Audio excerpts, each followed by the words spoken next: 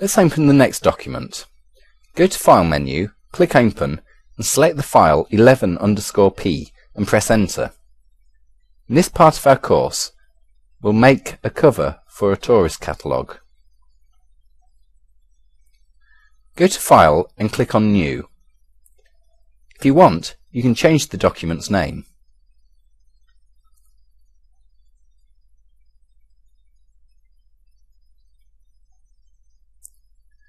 Set size to A4, units to millimeters, page orientation to portrait, and colour mode to CMYK.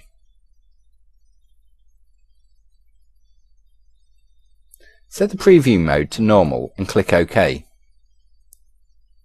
Just created a new document. Let's start preparing our workspace. We'll now add guidelines to our document. There are two ways to do that. We can either use our mouse and drag them out the ruler, or we can input specific values. We'll use the first technique. Move your cursor over the left ruler. The cursor switched from black to white. Remember that we shouldn't drag the guidelines from this place right here. It will change the 0 point of our document. The beginning of the axis is now the bottom left hand corner of the page. When we drag this icon, we move the beginning of the axis. As you can see, the position of the ruler has changed and the 0 point is now here. Click twice on this icon to set the 0 point to default position. So the page we're seeing is the first quadrant of the axis. The 0 point of this axis is placed on the bottom left hand corner of the page. Move your cursor over the ruler. The ruler would change from black to white. Click on the ruler, hold the mouse button and move the cursor towards the document. Release the mouse button to create a guideline. We'll create 4 guidelines. They'll be placed where the page ends. Create the next guideline. Change its position to 210 mm. Now, the guideline is placed at the ending point of the page. We want to change the units. We just deselect all figures and choose another type from the drop-down list right here. Now move your cursor over the top ruler and create the third guideline. Change its Y position to 0 mm. Change another guideline and change its Y position to 297 mm. Now we have 4 guidelines placed nicely around our page. To make these guidelines useful to us, we need to activate the Snap to Guidelines option. Go to the View menu, then Snap to and click on Snap to Guidelines. If we don't activate this option, the guidelines won't be of any use to us. We want objects to snap to these lines. Activate the Snap to Guidelines option. Move the original cover to the side. It will serve us as a reference for our new project. If we want, we can also print out this file.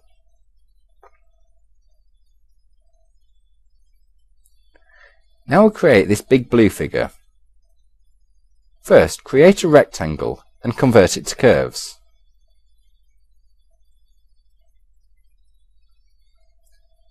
Switch to Shape tool. Move the upper left node of the page and the bottom left node to the bottom left hand corner of the page. Place the next 2 nodes like this. Recreate the shape of the original blue figure with simple straight lines. Click twice here on the path to create another node and move it to the top right hand corner of the page. Let's now change the colour of the figure.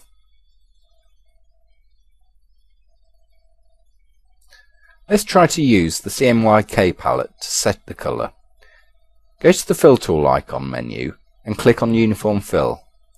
Go to Models tab, select CMYK from the Model drop-down list and choose Blue. To choose this colour, set the CMYK values to 100, 0, 0, 0. To choose a darker tone, set the CMYK values to 100, 100, 0, 0. Set the cyan to 100% and the magenta to 20%. In CMYK model, each of the 4 colours is represented by a value from 0 to 100%.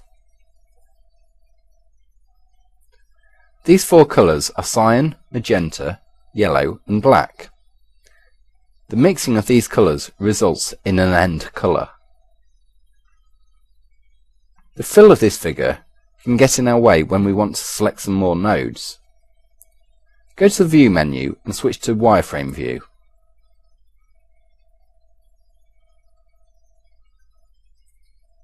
If we click once on this side, the path will be selected. So click just once. Clicking twice will create a new node instead of selecting the path. Press Ctrl Z if you've created a node. Click once on the path to select it and click on the Convert to Curve icon. It's this icon right here on the property bar.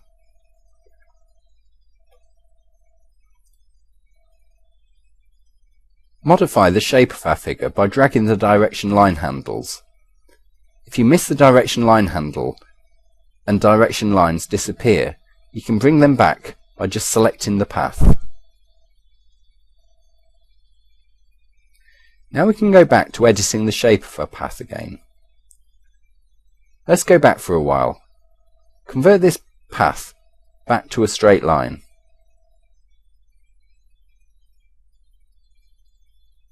Instead of clicking once to select the path, we can just select a node. Select the bottom node. When we click on the Convert to Curve icon now, the line on the left or right side of the node will be converted to curve. What decides that? The decisive part in this process plays the direction of the node. As you can see, the line on the right was converted to curves. Press Ctrl Z to undo the changes. Now we'll change the direction of the node. To do that, click on the reverse direction icon. Let's try to convert the line to curves now. Click on the Convert to Curve icon.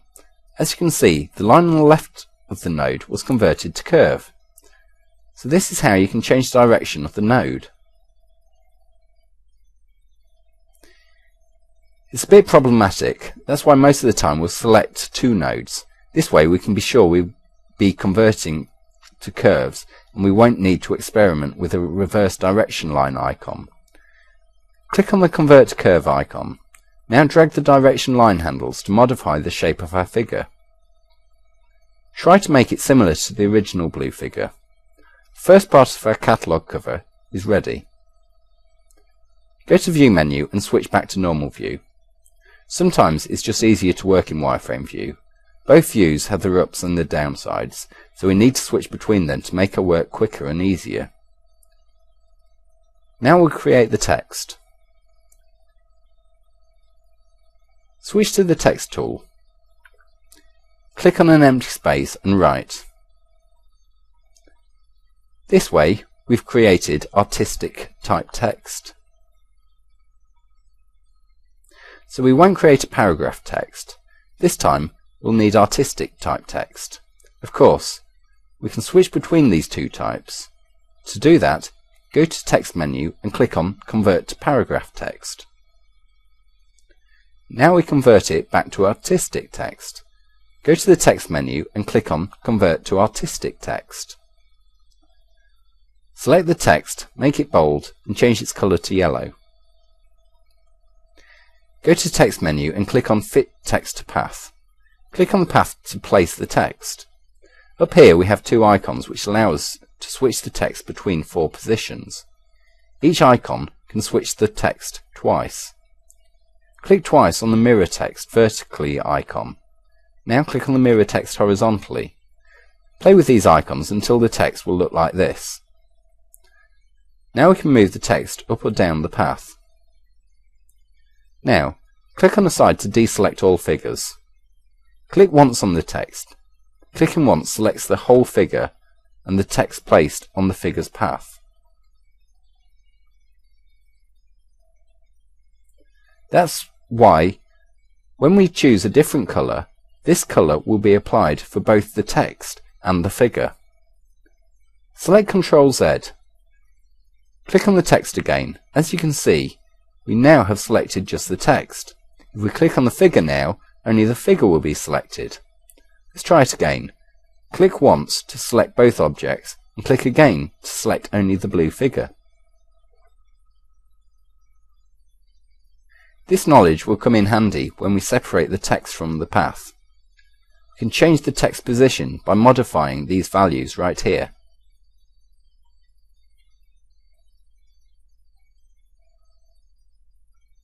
We can also click on these buttons. Another way to change these values is to just hold the mouse button and move the cursor up or down.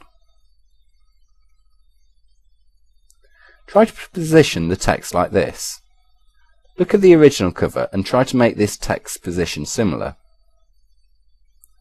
This will do. Let's move on. Now we need rectangles which will serve us as clipping masks for photos. As you can see, we need a lot of such rectangles. We all know how to make a simple square. Switch to Rectangle tool, hold Ctrl and draw a figure. When we hold Ctrl, we draw a proportional rectangle, and the proportional rectangle is a square. Now, we can just duplicate this figure and position each copy separately. It's difficult and time-consuming, but it can be done. To make this quicker, we can use the alignment guides. Go to View menu and click on Alignment Guides. Now it's easier to position the square correctly. Now we can duplicate 2 figures, then 4. Alignment Guides is a great option if we have to make something like this. Just select some squares, duplicate them and position them. So this is one of the ways in which we can do this. But we won't do it like this. Align Guides option is a great way to do it, but we're looking for something quicker. Go to the View menu and deactivate the alignment guides. If you can't see the guidelines, they're almost invisible, we can change their colour.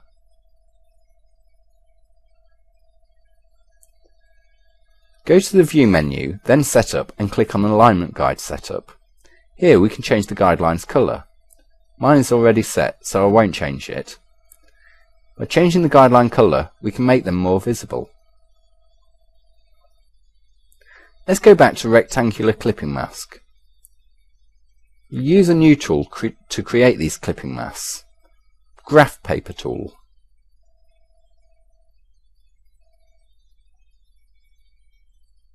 Remember that this tool doesn't have the same function as the table tool icons. They can look similar, but those are 2 different tools. We need to change the amount of rows and columns before we make a grid. Let's try to draw it first, and then change this figure. As you can see, this is not a dynamic figure. We need to specify the amount of rows and columns before we make it. Let's set it to 8 columns and 7 rows. Now, draw a grid as big as the page.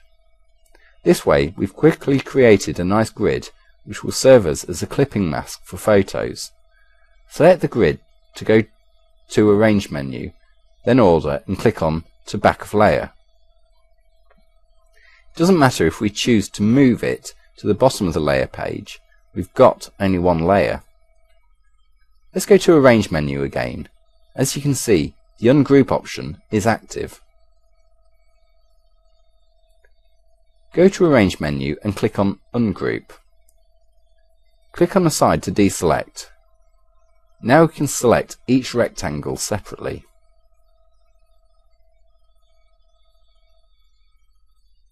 So the graph paper allows us to create a grid constructed out of rectangles or squares.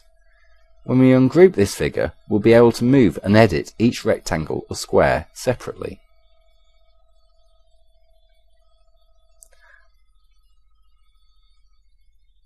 Select these 2 grids and delete them. Go to the View menu and switch to Wireframe View.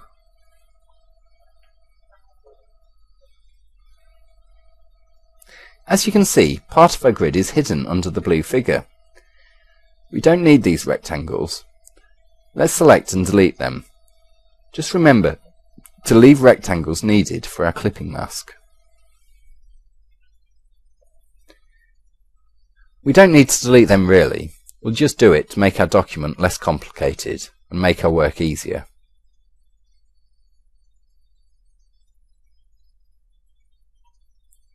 Switch back to normal view.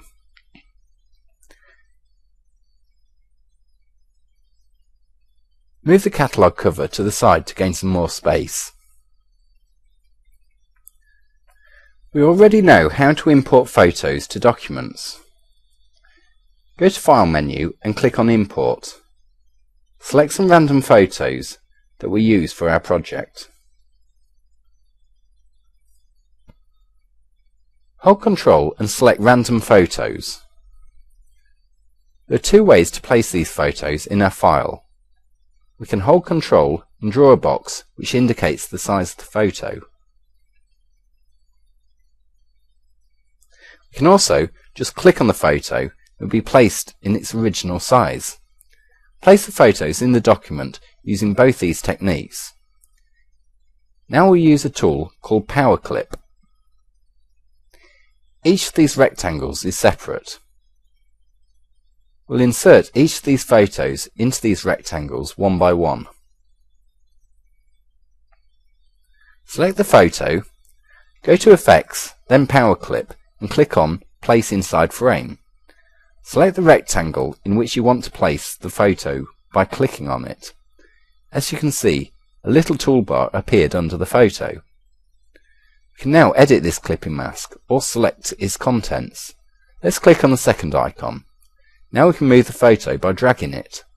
Click on the side to deselect the clipping mask contents. Click on the photo and click on the third icon in the toolbar called Extract Contents.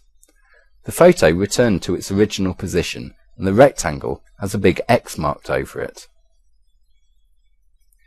We call this an empty frame. How does this differ from a regular rectangle?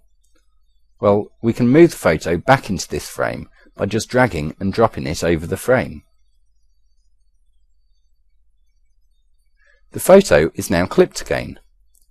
Press Ctrl Z and let's learn how to convert this empty frame back to a normal rectangle. Click on the object with the right mouse button. Go to Frame, Type, Submenu and click on None. Now this frame is a normal figure again. Let's try to use the Power Clip again. Select the photo, go to Effects menu, then Power Clip and click on Place Inside Frame. Now we can use these icons right here. We can also use the Power Clip submenu available from the Effects menu. Go to the Effect menu and then Power Clip and click on Edit Power Clip. We're now inside the frame and we can move the photo. The balloon line shows us which part of the picture will be visible. We can also scale the photo.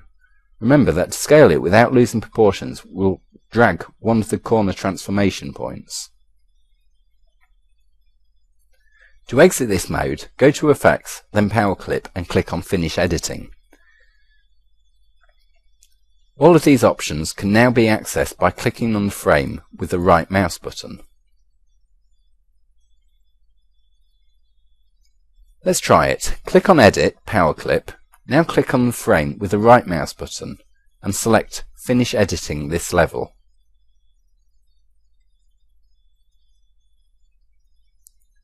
The other option we've used, Extract Contents, can also be accessed from this menu. Click on the frame with the right mouse button and click on Edit Power Clip. We can now exit this mode by clicking on this icon under the photo. So we can access all Power Clip options in three ways. First is to use the little toolbar. Second is to go to Power Clip submenu, place on the Effect menu. Third is just to click the frame with the right mouse button. Let's extract this photo from the frame. We already know that it's a rectangle with an X over an empty frame. We can just drag the photo, drop it into this frame, and it will automatically be placed in it. Let's use this toolbar now. Click on the Select Power Clip Contents. The photo is now selected and we can position it inside the frame.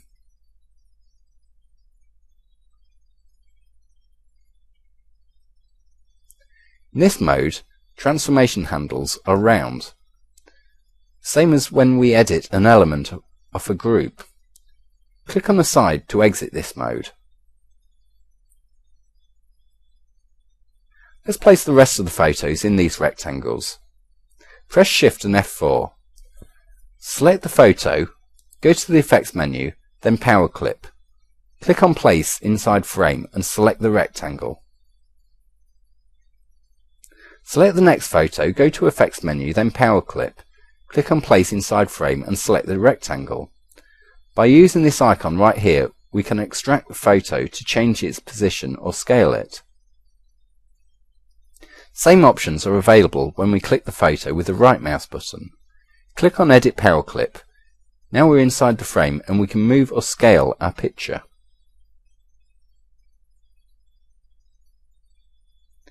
We can exit this by clicking on the little icon under the photo.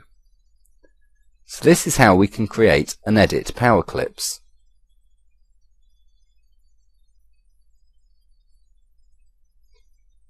We can also convert this simple rectangle into a power clip frame. Select the rectangle, go to the Effects menu, then Power Clip and click on Create Empty Power Clip Frame. Now the rectangle is an empty frame in which we can place the photo. Drag the photo onto the frame and drop it into place.